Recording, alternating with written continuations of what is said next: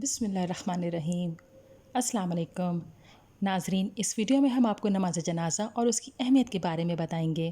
جنازے کے معنی ہے میت یا وہ چارپائی جس پر میت کو لٹایا جاتا ہے۔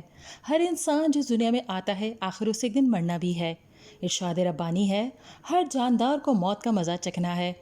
ایک مسلمان کے فوت ہونے کے بعد اسے دنیا سے رخصت کرنے کے لیے اسلام نے باعزت طریقہ دیا ہے۔ سب سے پہلے میت کو غسل دیا جاتا ہے، اسے صاف ستھرا لباس جسے کفن کہا جاتا ہے پہنایا جاتا ہے۔ اس کے بعد میت کو چارپائی پر لٹایا جاتا ہے اور باعزت طریقے سے کندھوں پر اٹھا کر دفن کے لیے قبرستان لے جایا جاتا ہے، جہاں اس کی مغفرت کے لیے نماز جنازہ ادا کی جاتی ہے۔ جنازے کے ساتھ پیدل چلنا چاہیے۔ جنازے میں شرکت فوت ہونے والے کی آخری خدمت ہوتی ہے، جو شرکت کرنے والے کے لیے بھی ثواب کا باعث ہے۔ نبی پاک صلی اللہ علیہ وآلہ وسلم نے فرمایا، جو شخص جنازے کے پیچھے چلا اور 3 مرتبہ کندھا دیا تو اس نے جنازے کا حق جو اس کے ذمہ تھا ادا کر دیا۔ جنازے کی چارپائی کو مناسب رفتار سے لے کر چلیں۔ جنازے کو کندھا دینے کی بڑی فضیلت ہے۔ نبی پاک صلی اللہ علیہ وآلہ وسلم نے فرمایا، جو شخص جنازے کو چاروں طرف سے کندھا دے تو اس کے 40 کبیرہ گناہ بخش دیے جائیں گے۔ نماز جنازہ وہ دعا ہے جو میت کو دفن کرنے سے پہلے اس کی مغفرت کے لیے ادا کی جاتی ہے۔ نماز جنازہ باجماعت ادا کی جاتی ہے۔ نماز جنازہ کی حیثیت فرض کفایہ کی ہے، جس سے مراد یہ ہے کہ اگر علاقے کے چند لوگ جنازے میں شریک ہوں تو یہ فرض تمام کی طرف سے ادا ہو جاتا ہے، لیکن اگر کوئی بھی اس فرض کو ادا نہ کرے تو اس کا گناہ تمام لوگوں کو ہوگا۔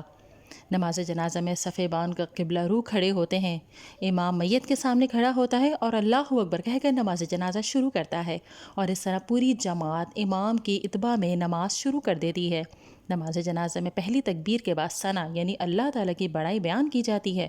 دوسری تکبیر کے بعد نبی پاک صلی اللہ علیہ وسلم پر درود و سلام پڑھا جاتا ہے، اور پھر تیسری تکبیر کے بعد میت کے لیے بخشش کی دعا پڑھی جاتی ہے، اور چوتھی تکبیر کے بعد سلام پھیرا جاتا ہے۔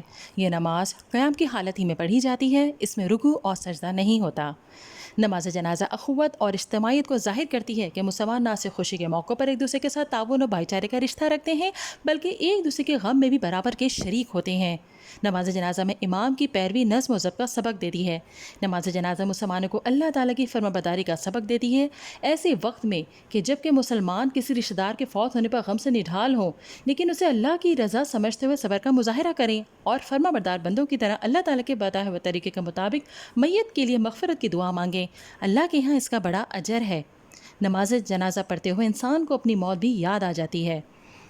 اگر ویڈیو پسند آئی ہے تو اسے لائک کیجیے، شیئر کیجیے، کمنٹ دیجیے اور چینل کو سبسکرائب کیجیے۔